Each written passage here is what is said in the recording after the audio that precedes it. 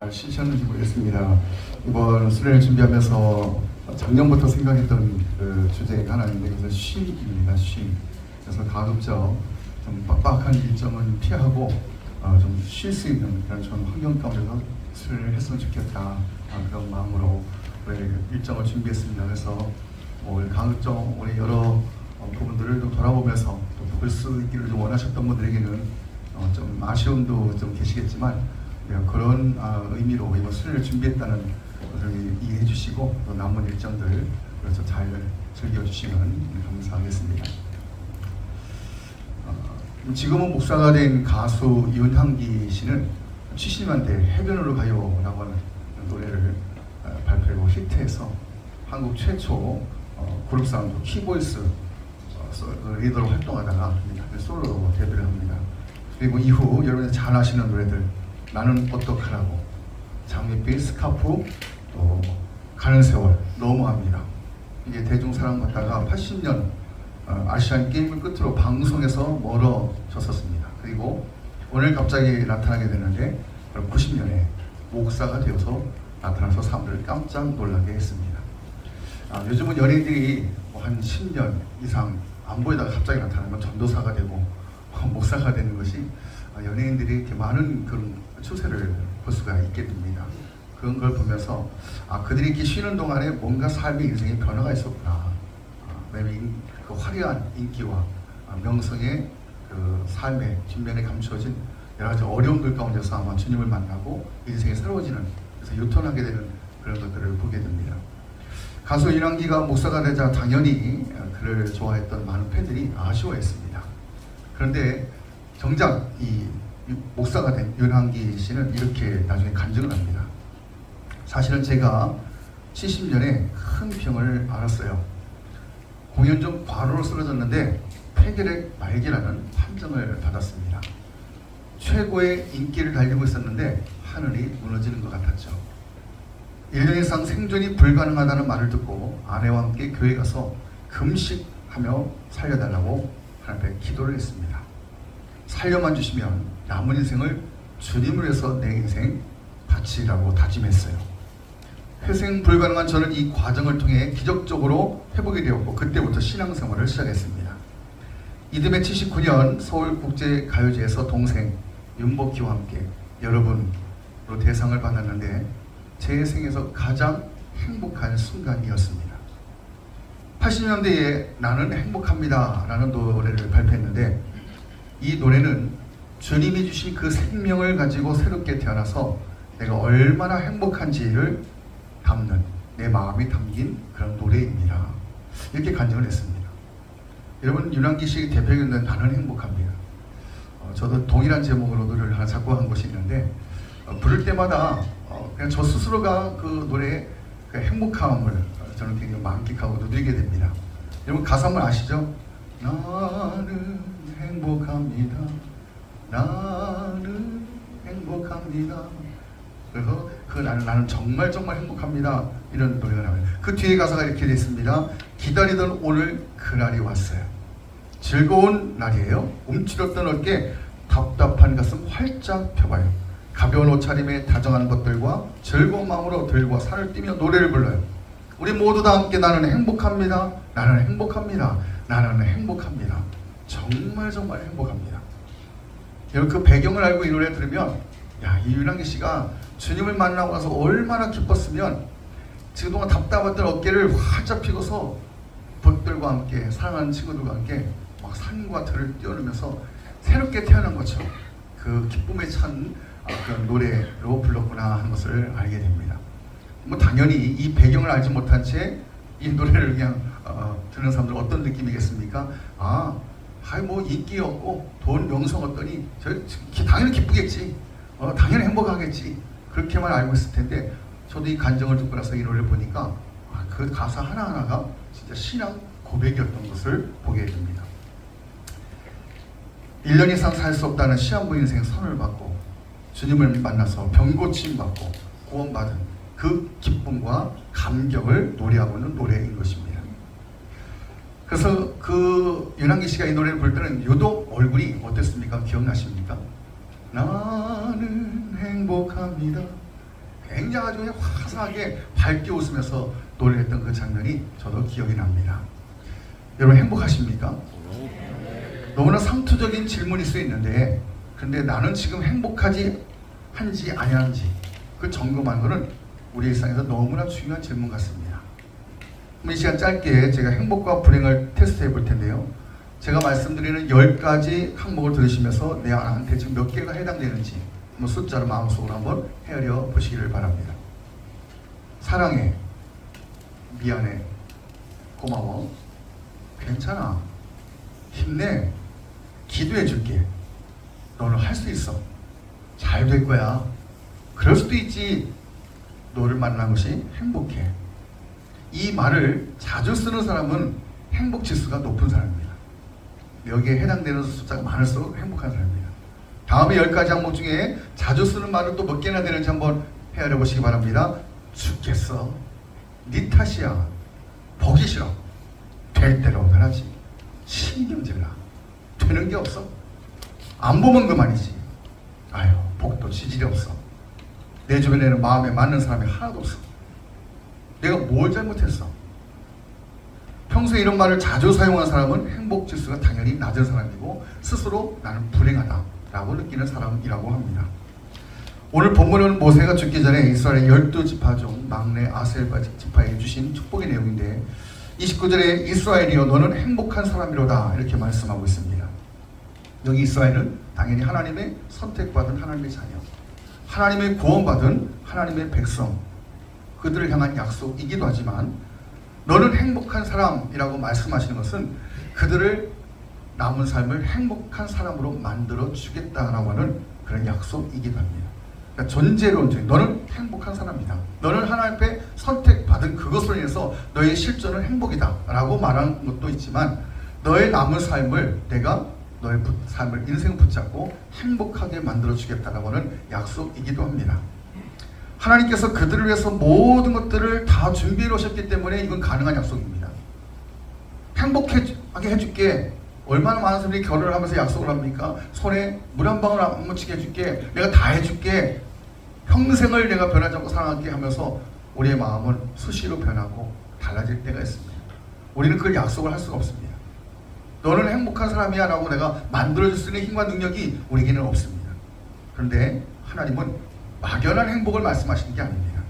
확실하고 분명한 행복에 대한 약속의 말씀입니다. 그래서 이 행복이라는 단어를 찾아봤더니 히브리어로 아슈레라고 부르는데, 이것은 충만한 행복, 완전한 행복을 의미하고 있습니다. 세상에 행복이라는 단어 가운데 이 아슈레라고 하는 단어처럼 이렇게 완전 무결한 단어가 없습니다. 완전 충만한. 그래서 가장 행복한 사람은 누구냐? 하나님과 관계에 있는 사람인 겁니다. 그러면 하나님과 관계가 있는 사람이 그럼 왜 도대체 행복할까? 오늘 짧게 이 시간 3가지만 말씀드리려고 합니다. 첫 번째, 여호와의 구원을 너같이 얻은 백성이 누구냐라고 오늘 말씀하고 있습니다. 하나님과 관계 있는 사람이 가장 행복할 수밖에 없는 이유, 첫 번째 가장 근원적인 겁니다. 구원받았기 때문입니다. 이런 구원받은 것이 행복 중에 가장 큰 행복이에요. 우리 장로님들 찬양 가운데 바로 그 고백이지 않습니까? 그래서 보통 세상적인 기준을 볼 때 이 행복은 어디에 있냐면 가치 있고 비싼 곳에 있다고 보통 생각합니다. 그래서 선물을 주거나 받을 때도 가격이 중요한 게 아니라 마음과 정성이 중요한 거라고 말들은 하지만, 실제로는 가장 뭘 받고 싶어 합니까? 어떤 것에 감동합니까? 비싸고 작고 좋은 거, 반짝반짝 빛나고 작지만 아주 예쁜 그거, 여러분이 상상하는 그거 맞습니다. 그걸 대놓고 얘기하면 속물이라고 이야기하지만 진심은 다 그거를 원해요. 얼굴 표정이 다르죠. 아무리 커도 이거 가격 알아보고 비싸지 않으면 시큰둥하지만, 조그만 거는 이 얼굴 웃음을 감출 수가 없을 정도로 그 기쁨이 그냥 묻어나오게 됩니다. 가치 있고 비싼 것을 받을 때 행복하다고 느끼는 게 보편적인 생각이라면, 하나님의 구원이라고 하는 것은 그럼 얼마나 과연 가치 있고 얼마나 비싼 것일까? 너무나 비싸서 도무지 값을 매길 수 없어서 그냥 아예 하나님이 믿는 자에게 그냥 공짜 선물로 그냥 안겨주셨습니다. 그러니 어떻게 우리가 행복하지 않을 수 있겠습니까? 윤양기 씨가 그렇게 나는 행복합니다, 나는 행복합니다 그렇게 웃으면서 노래했던 이유도 자기가 인기를 얻고 돈과 명성을 얻었을 때 살 수 없고 가질 수 없었던 그 내면의 진짜 그 감격과 행복을 주님 만나고 나서 이걸 얻었으니 이걸 자기가 할 수 있는 최고의 달란트 노래로서 표현하고 나눌 수밖에 없었던 것입니다. 그런데 여기에 대해서 오늘 본문은 특별히 한 가지 더 구원에 대해서 오늘 비교급을 쓰고 있습니다. 여호와의 구원을 너같이 얻은 백성이 누구냐? 구원을 너같이 받은 백성이 없다라고는 말은 특별한 구원을 받았다는 의미입니다.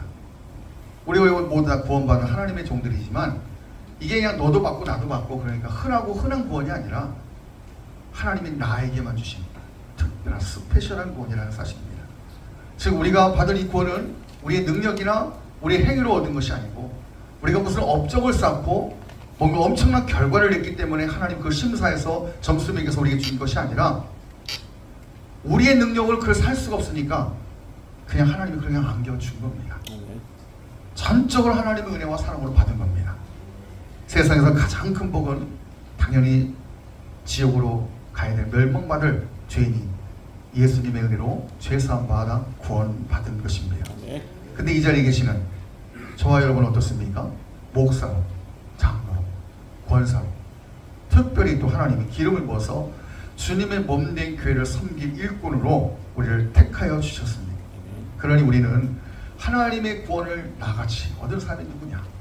여러분 이런 마음을 가지고 우리는 평생 살아야 됩니다. 빚진 자의 마음을 가지고 살아야 됩니다. 이걸 깨닫고 살 때 여러분 우리는 행복하지 아니할 수가 없는 줄로 믿습니다. 두 번째, 도움을 얻기 때문에 가장 행복한 사람인 것입니다. 미국의 목회자인 존 오트버그 목사의 물 위를 걸으려면 단순하게 믿으라 라고는 책에 나오는 한 토막 이야기입니다. 어느 날 친구들과 함께 캘리포니아의 한 해변을 걷고 있었습니다. 그런데 불량배 셋이 한 남자를 사정없이 구타하면서 그 남자를 맞은 남자는 피를 흘리고 있는 광경을 보게 되었습니다. 술집에서 벌어진 싸움이 바깥으로까지 번진 겁니다. 무슨 조치라도 취해야 될 것 같아서 이 오토버그 목사하고 친구들이 다가왔습니다.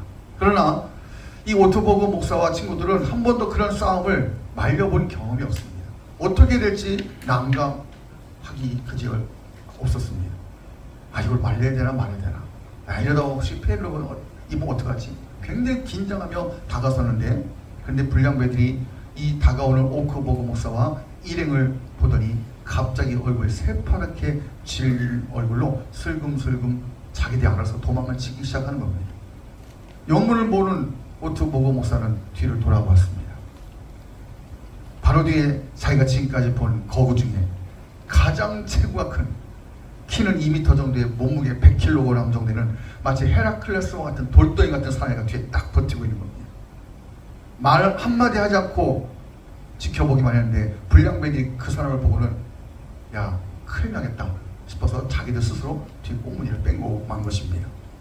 그때 오토버그 목사는 별거 아닌 일이었지만 그 거구의 덩치 사나이를 보면서 자신과 함께 하시는 하나님을 느꼈다고 고백을 했습니다. 이 일상의 영성인 것 같아요. 내 삶의 주변에서 일어나는 모든 일들이 하나님과 연결되면서 내 신앙의 고백을 할 수 있는 일상의 영성. 교회에서만이 아니라, 기도원에서만이 내가 믿음 있는 사람이 아니라 진짜 내 일생 가운데서 주님이 나와 함께 하심을 느끼는 그 고백. 여러분, 우리는 오토버그 목사가 만난 이 2m 거구의 이 사나이보다 더 크고 강력하고 살아계신 전능하신 하나님을 모시고 있음을 믿습니다. 오늘 본문 29절입니다. 그는 너를 돕는 방패시요 내 영광의 칼이시로다. 우리가 왜 가장 행복한 사람이 될 수 있습니까? 우리가 하나님을 일컫는 호칭 가운데 만군의 여호와 하나님이라는 호칭이 있습니다. 제호바트, 만군의, 그러니까 천군천사를 동원할 수 있는 엄청난 군대를 지휘 통솔하는 싸움에 능하신 여호와 하나님. 그러니 이 싸움에 능하신 만군의 여호와 하나님께서 친히 나의 방패가 되어주시고 화살이나 창이나 원수들이 휘두르는 칼로부터 우리를 지켜주겠다고 말씀하시기 때문입니다. 나아가 내가 너의 영광의 칼이 되어주겠다라고 말씀하십니다. 하나님께서 칼이 되셔서 자기 백성을 지켜주시고 보호하신다면 2m 덩치의 100kg 거구 문제가 아니라 세상 모든 사람들이 다 나를 향하여 덤빌지라도 크고 강하신 하나님이 내 뒤에 계시면 우리는 아무도 겁날 것이 없는 줄로 믿습니다. 하나님은 우리의 힘이시며 방패이십니다. 하나님은 우리의 놀라운 보호자이십니다. 하나님의 보호와 도우심 속에 살아갈 때 우리가 가장 행복한 사람이 될 줄로 믿습니다. 마지막 세 번째 29절 다시 한번 봅니다. 내 대적이 내게 복종하리니 네가 그들의 높은 곳을 밟으리로다. 승리를 주시기 때문에 우리는 가장 행복한 사람이 될 수 있습니다. 하나님께서 승자가 되게 하시고 승자에게는 언제나 뭐가 따릅니까? 영광이라는 것이 따르게 됩니다. 하나님이 영광스럽게 만드는 사람은 특별한 사람이 아닙니다. 오히려 하나님의 관심은 약한 자, 외로운 자, 병든 자들에게 있습니다. 하나님의 관심은 항상 세상 사람이 무시하고 주목하지 않고 멸시하는 약한 사람들에게 있었음을 우리는 기억해야 됩니다. 더불어 하나님은 가장 약하디 약한 나에게 가장 깊은 관심을 가지고 계시다는 사실입니다. 여러분, 행복과 불행의 차이가 무엇일까요? 행자가 각자 들어가는데 행복, 불행 이 두 가지 들어가는 행자 한자에 행복할 한자를 보니 행복하다라는 의미로 사용되는 한자인데 이 행자에다가 한일자를 딱 빼오면 무슨 자가 됩니까? 매울 신자가 됩니다. 행복할 행자에서 가로획 한일자를 딱 빼면 매울 신이 돼요.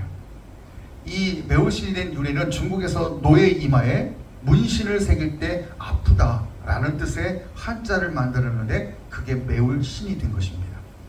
그래서 이 매울 신자는 고생하다 그런 의미로 사용되기도 합니다. 세상 많은 사람들은 명예, 권력, 지식, 돈, 향락, 사치, 술로 행복을 채우려고 하지만 결국 남는 것은 허무와 슬픔밖에 없습니다. 우리가 불행한 것은 가장 중요한 한 가지가 결국 모자라서입니다. 이 모자란 것 하나만 채우면 우리 행복할 수 있습니다. 우리가 채워야 될 그 모자란 것 한 가지, 그게 바로 예수님이십니다. 우리 인생에 예수님을 가득 채우면 오히려 세상에 아무것도 없을지라도 우리는 아쉬에 가장 충만하고 가장 완전한 행복으로 채워지기 때문에 우리 세상에서 가장 행복한 사람이 될 줄로 믿습니다. 혹여 여러분 삶 가운데 또 낙심되고 염려되고 잠깐이지만 나는 좀 불행하다, 혹시 그렇게 느껴보신 적 있으십니까? 그렇다면 지금 내 마음에 예수로 충만하지 않기 때문입니다. 예수로 충만하면 절대로 불행해질 수가 없고 불행하다고 느낄 수 없습니다. 내 삶의 환경을 바라보니까 내가 불행하다고 생각하는 것이지, 내 안에 계신 예수님을 바라보고 그 예수님이 내 안에 충만하면 우리는 절대로 불행한 사람이 될 수가 없습니다. 내 마음의 중심에 삶의 한가운데에 진정으로 예수님을 모시면 행복해지고 평안하고 소망이 있는 삶이 될 줄로 믿습니다. 오늘 우리에게 구원을 주시고 우리에게 도움을 주시고 승리를 주시는 하나님으로 인해서 세상에서 가장 행복한 저와 여러분 모두가 되기를 주님의 이름으로 축원합니다. 기도하겠습니다. 하나님 아버지, 감사합니다. 우리를 택하여 주셔서 구원받게 하실 뿐만 아니라 하나님의 거룩한 몸된 교회의 목사로, 장로로, 하나님 귀한 일꾼으로 기름 부어주시는 영광을 우리에게 허락하여 주셨습니다. 그러므로 나같이 세상에서 가장 이 행복한 구원을 받는 사람이 누구이겠는가? 늘 우리 마음속에 새기며 하나님을 찬양하며 예수로 충만하며 그 기쁨과 행복을 날마다 누리며 나누는 복된 삶 될 수 있도록 은혜 베풀어 주시옵소서. 예수님의 이름으로 기도드립니다. 아멘.